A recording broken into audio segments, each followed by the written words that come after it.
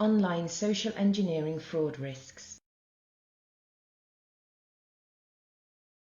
Social engineering, pushing the right button. In the context of cyber fraud, social engineering is the use of deception to manipulate individuals into divulging confidential or personal information that may be used for fraudulent purposes, or taking some other risk action, such as downloading malware or clicking a link to a malicious website.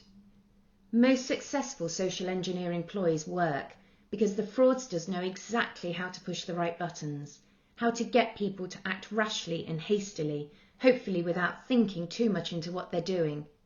Some effective buttons are fear, pride, financial greed, ideological views, desire for revenge, loneliness, or simply boredom and a longing for excitement. Take a look at the screen for a typical example of how to push someone's button. Tales from our casebook. The case of the vengeful hairdresser. Here's Ange and Dan. Ange and Dan have been together since they were in secondary school. Ange, now a hairdresser, is 19, and Dan, he's a gym instructor and he's 20. Ange's laptop has been frequently used to search for wedding venues and possible honeymoon destinations. Ooh, here's Dan and Kiki. Dan trains Kiki at his gym, and they have been secretly dating for almost a year. 4 months ago, Kiki told Dan she's pregnant with his child. Dan promised to break up with Ange immediately and marry Kiki after the baby is born. Kiki, Dan and Ange. Things are looking messy. Ange is history. 3 months after the breakup, she learns via Dan's social media feeds that Kiki has given birth to a healthy little girl. It's the ultimate betrayal. Ange is obsessed by a burning desire for revenge. She makes a plan, a cunning plan. Still working as a hairdresser by day, Ange spends her nights creating 42 highly professional fake Facebook accounts. Ange and Kiki. Dan doesn't use any of the security settings available on his social feeds. This allows Ange to easily find Kiki's online profiles, including her Facebook profile. Kiki doesn't lock down her accounts either, and Ange is able to view Kiki's entire network of friends and followers. Fake friends.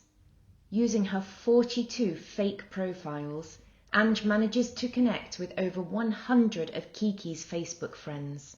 With her victim surrounded, Ange now creates a fake in memoriam page for the newborn baby.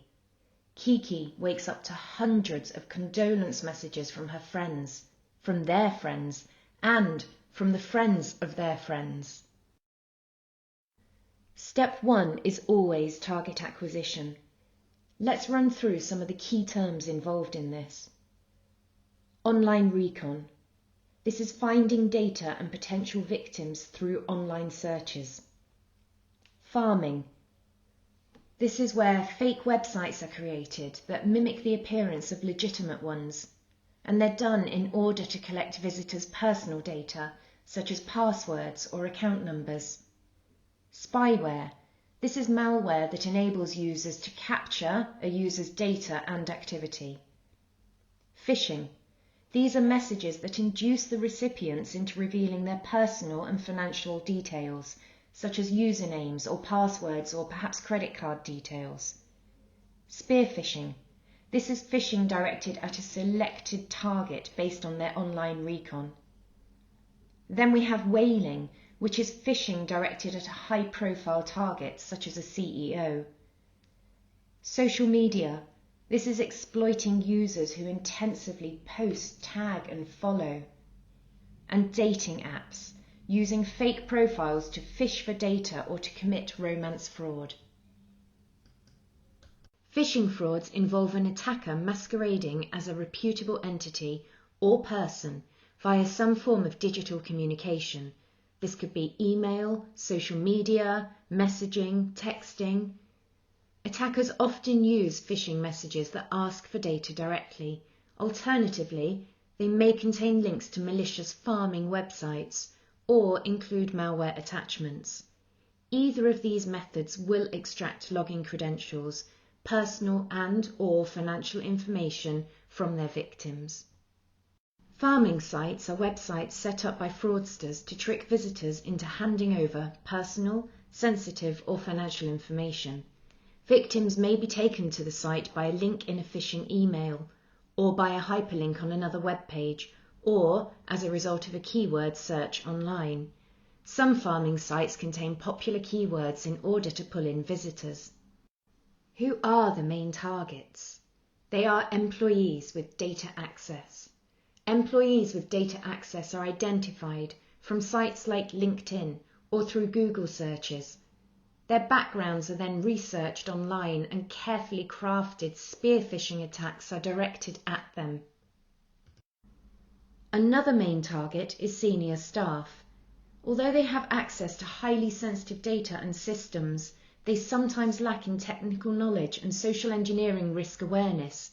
They are also incredibly busy, so they will be targeted in several ways, but financial gain is often an effective button that fraudsters can push. Contractors are also main targets, as they often possess more knowledge about the inner workings of an organization's data processing systems and apps than the staff who use them. Contractors also tend to have higher levels of access. This can position them as the ideal target for social engineering. Criminals may also pose as contractors in order to socially engineer staff. Security personnel are also a main target. They often have unlimited access to buildings and, if premises are closed at night and on weekends, the security team has many hours available to them while they are not closely monitored. Criminals exploit this by targeting security staff with social engineering attacks or bribes, or by posing as or taking jobs in security. Mark, I'm not sure that second line reads properly where it says the security team has many hours available to them while they are not closely monitored. Are we meaning the buildings aren't being closely monitored or the security team aren't being closely monitored? I think we might need to fine-tune this one. New hires are also main targets. Fraudsters are always on the hunt for people who are new in a sensitive role, and they can often discover this by searching sites like LinkedIn or by reading announcements posted on company web pages or on Twitter. New hires are also often eager to please, and so they can become targets for CEO fraud. This is where a fraudster poses as their CEO via a fake profile online or via messaging and asks that a sensitive document be sent to them urgently. Interns are another main target. Interns will often just do what they're told without feeling that they're in a position to cite corporate rules or to say no.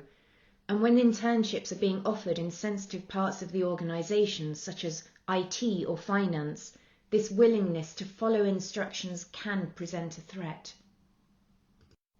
The main targets, leavers. People leaving a job sometimes try to take things with them. This could be sensitive data and sometimes entire databases. Their motivations might be a desire for revenge, or it could be an intention to use the data to start their own business, or to pass the data on to a new employer. Criminals can target leavers by posing as headhunters or as potential new employers in order to access this stolen data.